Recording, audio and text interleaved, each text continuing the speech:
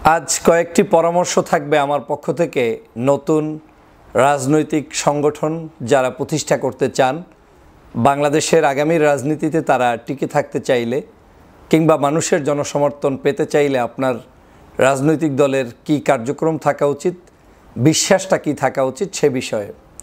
সাম্প্রতিক সময়ে আপনারা জানেন বাংলাদেশে নতুন একটি রাজনৈতিক দল নিয়ে আলোচনা হচ্ছে, সমালোচনাও হচ্ছে।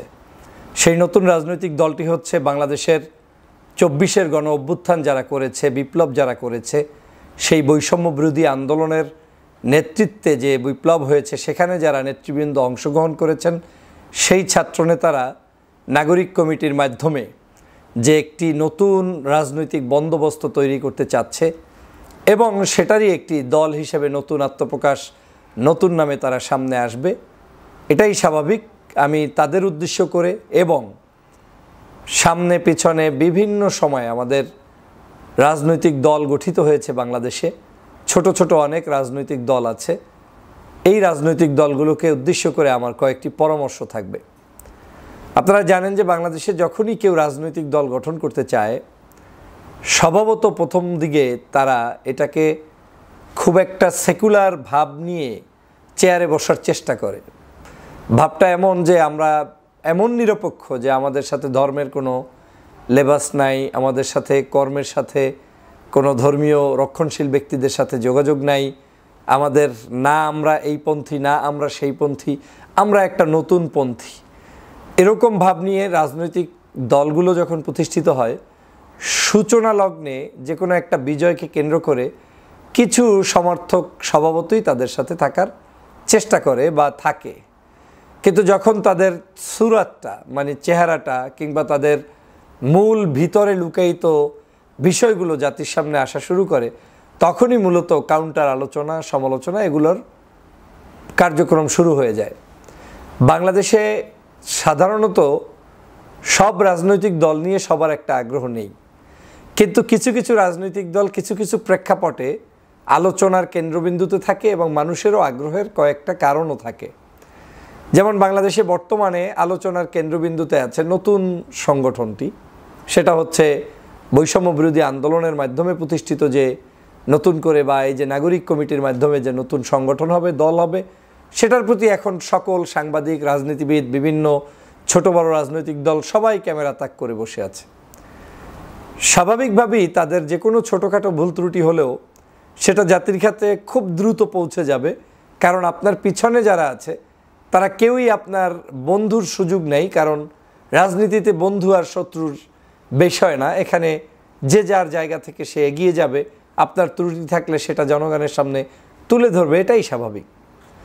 তো নতুন রাজনৈতিক দল হিসাবে এই দলটি আসছে, আমার যে কয়েকটি পরামর্শ বা আমি যেটা ফিল করছি সাম্প্রতিক সময়, সেটা হচ্ছে আমাদের এই ছাত্রবন্ধুদের মধ্যেই হয়তো সেটা হতে পারে আপনার বয়সের কমের কারণে, হতে পারে সেটা জ্ঞানের স্বল্পতার কারণে, হতে পারে সেটা পারিপার্শ্বিক কারণে, হতে পারে সেটা কেউ শিখিয়ে দিচ্ছে সে কারণে, কিছু কিছু মন্তব্য, কিছু কিছু বক্তব্য, কিছু কিছু ধর্মীয় বিষয়গুলো আপনারা যখন না বুঝে মন্তব্য করবেন, তখন আপনার সমগ্র রাজনৈতিক দলের থিম, রাজনৈতিক দলের উদ্দেশ্য, রাজনৈতিক দলের কার্যক্রম এই সব কিছু ধুমড়ে মুচড়ে যাবে, থুবড়ে পড়বে এবং জনগণ আপনাকে ক্লিয়ারলি আপনার উপরে ফেইথ রাখতে পারবে না।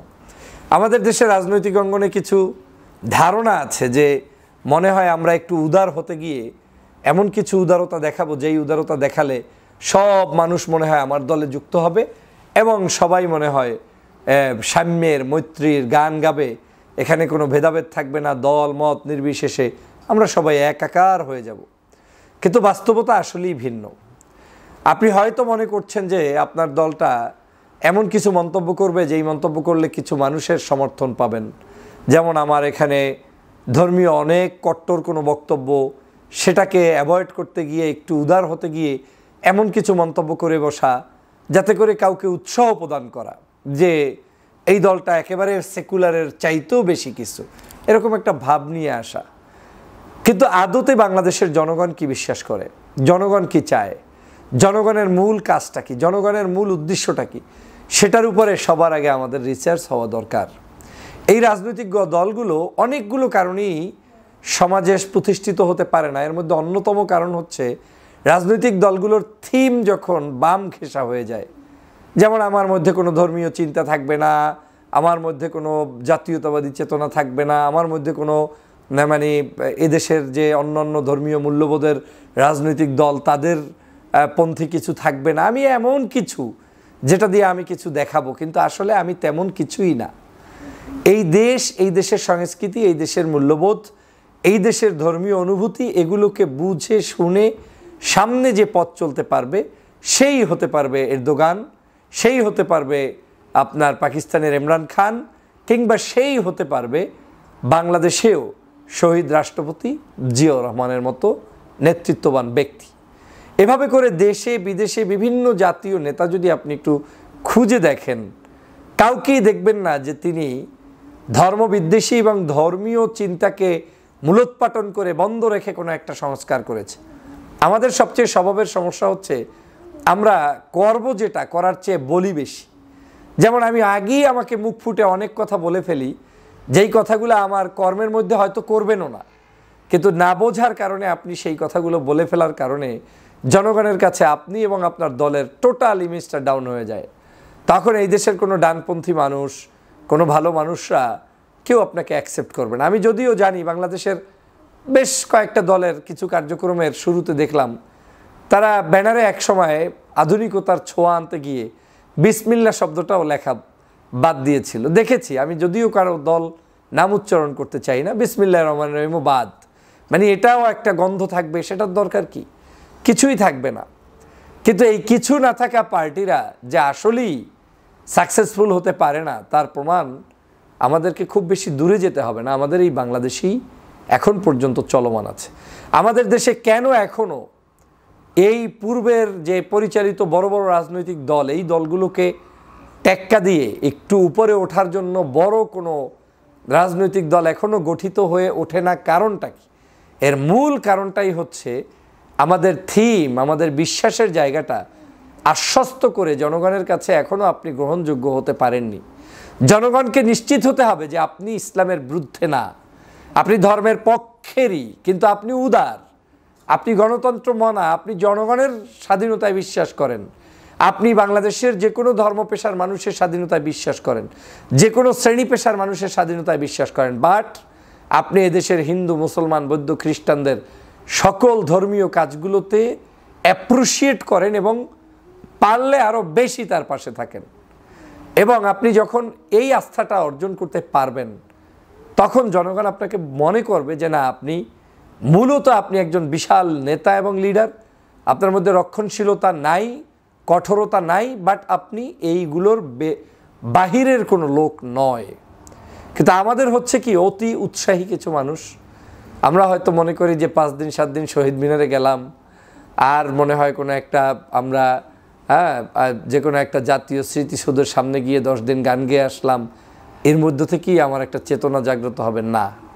এই বাংলাদেশটা ভিন্ন, এই বাংলাদেশের মানুষের কৃষ্টি, কালচার, সভ্যতা সম্পর্কে আমাদেরকে অনুধাবন করতে হবে, দেন আপনার দল সফলতা লাভ করবে। না হয় একটার পর একটা বিভিন্ন ধরনের মন্তব্যে আপনি আটকে পড়বেন। এটকে পড়ার ফজিলত কি সেটা আপনি অনুভব করবেন।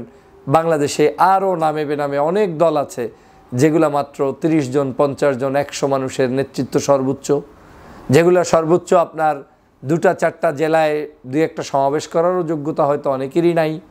এটাই বাস্তবতা, এটাকে অনুভব করেই রাজনীতিবিদদের পথ চলা উচিত। আমি এই কথা কেন বলছি, নিশ্চয়ই বিচক্ষণ বুদ্ধিজীবী যারা আছেন তারা বুঝতে পেরেছেন আগামী দিনে বাংলাদেশে নতুন নতুন অনেক রাজনৈতিক দল আসবে। যদি সফল হতে চান, যদি নেতৃত্বে বহুমাত্রিক গুণে গুণান্বিত হতে চান, সবার আগে দলের আদর্শকে জাতির কাছে ডানপন্থী, সৎ চিন্তার, গ্রহণযোগ্যতার ভিত্তিতে এবং এদেশের মূল্যবোধের ভিত্তিতে আপনাকে ফোকাস থাকতে হবে। দ্বিতীয়, আপনি যেটা করবেন সেটা জনগণকে বুঝতে হবে, আপনার হৃদয়টা এবং আপনার মুখের কথা এটা থাকতে হবে স্পষ্ট, ক্লিয়ার। এরপরে আপনি চিন্তা করতে পারবেন যে বাংলাদেশে রাজনীতিতে আপনি কতটুকু সফল হবেন কি হবেন না। আর যদি সেটা আপনি না চান, তাহলে আপনি যেভাবে চলছেন সেভাবে চলতে পারবেন, কিন্তু সেই চলায় মূলত যে একটি মহা বিপ্লব, ভিন্ন কিছু চিন্তা আমরা দেখতে চাই বা দেখছেন, সেটা সফল হওয়া সম্ভব নয়। সবাইকে ধন্যবাদ।